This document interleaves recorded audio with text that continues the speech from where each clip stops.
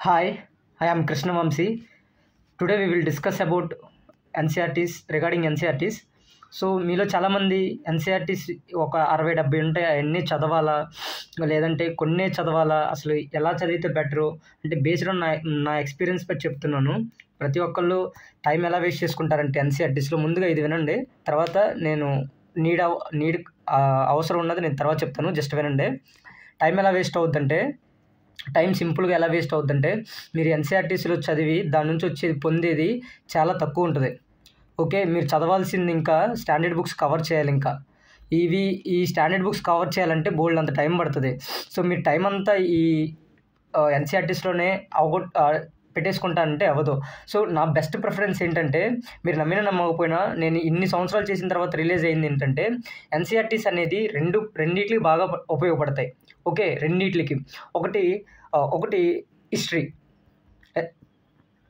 Believe me or not, మీరు నమ్ముతారో నమ్మరో నాకు తెలియదు, కానీ నేను బాగా రిలీజ్ అయింది అంటే నేను నా ప్రిపరేషన్ మొత్తంలో ఆల్మోస్ట్ దీనికి నేను కనీసం 8-9 months పెట్టాను ఓన్లీ ఒక హిస్టరీ చదవటం కోసమే. దీనికి ఓన్లీ ఎన్సీఆర్టీసీ చదివాను నేను. ఒక ఎన్సీఆర్టీ అంటే మొత్తం నా దగ్గర ఉన్న 6th standard టు మొత్తం 12th standard థీమ్స్ వరకు నేను కనీసం ఒక్కొక్క బుక్ని కనీసం నేను ఇప్పటికి ఒక 17-18 times చదువుంటా. బిలీవ్ మీ, 17-18 times చదువుంటా. కానీ ఏం రిలీజ్ అయ్యానంటే దీని నుంచి పొందింది ఏమీ లేదు. జస్ట్ ఫ్యాక్ట్స్, సమ్ కావాల్సిన కొన్ని మెయిన్స్ సంబంధించినవి ఉంటాయి. కానీ ఓవరాల్గా చెప్పాలంటే మనకి మెయిన్స్కి ఎలాగో స్టాండర్డ్ బుక్స్ నుంచే మనకి చాలా అవసరం, ఎన్సీఆర్టీస్ నుంచి చాలా తక్కువ. మెయిన్స్కి వచ్చేసరికి, ఫిలిమ్స్కి వచ్చేసరికి ఎక్కువ అవసరం మనకి హిస్టరీ నుంచి వచ్చేసరికి ఎన్సీఆర్టీస్ నుంచి ఉంటుంది. So based on my experience చెప్తున్నాను. ఇది కూడా పర్టికులర్గా ఒక్కొక్కరు చెప్తారు.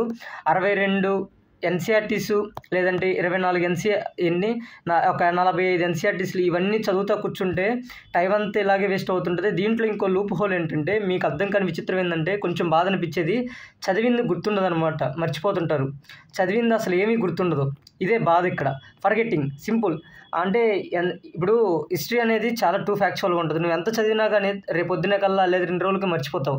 నేను మాకు గ్యారంటీ ఇస్తాను, నేనే కాదు ఎవరైనా గ్యారంటీ ఇస్తారు. టాపర్లే వాళ్ళే దాన్ని ఏమంటారు, కాస్ట్ బెనిఫిట్ అనాలిసిస్ అంటారు.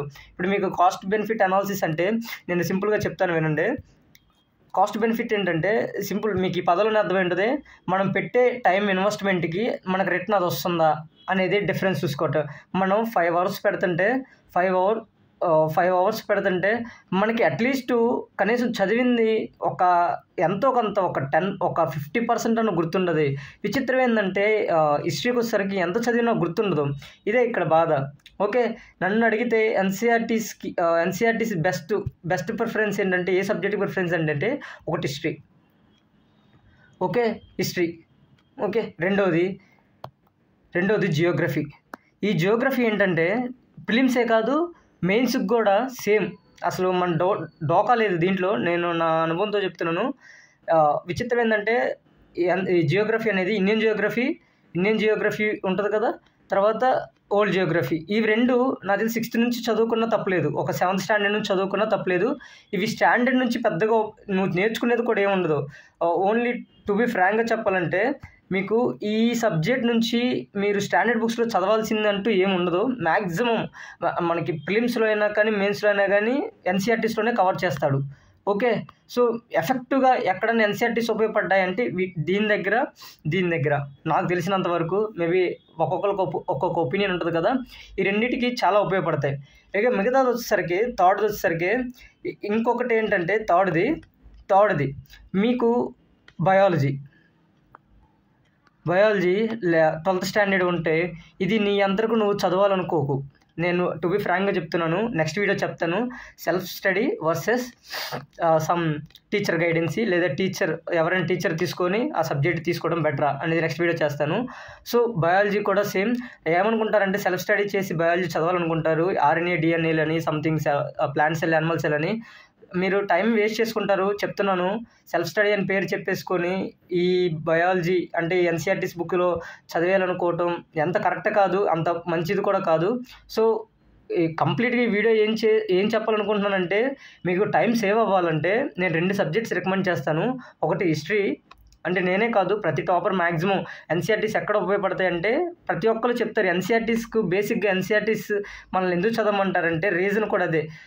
ఏం లేదు, జస్ట్ మనకి ఒక టచ్ రావాలి, ఒక సబ్జెక్ట్ మీద ఒక చిన్న టచ్ రావాలి. ఎకానమీ ఉన్నా కానీ, లేదంటే ఇంకేదన్నా పాలిటీ కానీ, సమ్ లిబర్టీ కానీ, సమ్ చిన్న చిన్న పదాలు ఎగ్జాంపుల్స్తో ఇస్తాడు. కాబట్టి కొంచెం బేసిక్ టచ్ కోసం మనకి ఎన్సీఆర్టీస్ చదవాలి. అది ఎగ్జామ్ పాయింట్ ఆఫ్ వ్యూలో చూస్తే హిస్టరీ అనేది, జియోగ్రఫీ అనేది రెండు చాలా ఇంపార్టెంట్ ఎన్సీఆర్టీస్ నుంచి. ఇది తప్ప నేను పెద్దగా రిలీజ్ అయింది ఏం లేదు, పెద్దగా ఏం లేదు. మిగతా ఎటు చూసినా కానీ ఇప్పుడు ఫర్ ఎగ్జాంపుల్ మెయిన్స్కి వచ్చేసరికి ఈ జియోగ్రఫీలోనే అగ్రికల్చర్ కవర్ అయిపోద్ది. ఓకే, ఇంటర్నల్ సెక్యూరిటీ అనేది సపరేట్ చదువుకోవాలి, ఎన్విరాన్మెంట్ సపరేట్ చదువుకోవాలి. మ్యాక్సిమం దీంట్లోనే కవర్ చేసేస్తాడు ఎన్విరాన్మెంట్ కూడా. సో చెప్తున్నాను, ఇండియన్ జియోగ్రఫీ, వరల్డ్ జియోగ్రఫీ రెండు ఉంటాయి. సో నాకు తెలిసి ఈ రెండు చాలా ఎఫెక్టివ్గా పనిచేస్తాయి. ఈ రెండింటిని నేను రికమెండ్ చేస్తున్నాను. కావాలంటే మీరు ఎక్కడైనా సెర్చ్ చేయండి. సో టైం ఎలా సేవ్ చేసుకోవాలనేది, ఎంత బెటర్ అనేది సేవ్ చేసుకోవడం కోసం నేను ఈ వీడియో చేశాను. సో ఐ హోప్ మీకు అర్థమైంది అనుకుంటున్నాను. సో నేను ఏ విధంగా వీడియోస్ మీకు హెల్ప్ చేయాలనేది విషయం నాకు అర్థం కావట్లేదు వీడియోస్ చేసి.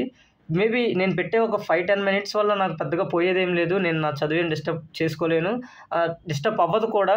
బికాజ్ నేను ఎక్స్క్యూజ్ వెతకను అనమాట ప్రతిదానికి. సో ఉన్న టైంని ఎలా కరెక్ట్గా యూటిలైజ్ చేస్తాను. And I'm not worry about my studies. నాకు తెలుసు నేను ఏం చేస్తాను అనేది. సో మీకు ఇంకా డౌట్స్ ఏమైనా ఉంటే కామెంట్ సెక్షన్లో అడగండి. Thank you so much for watching.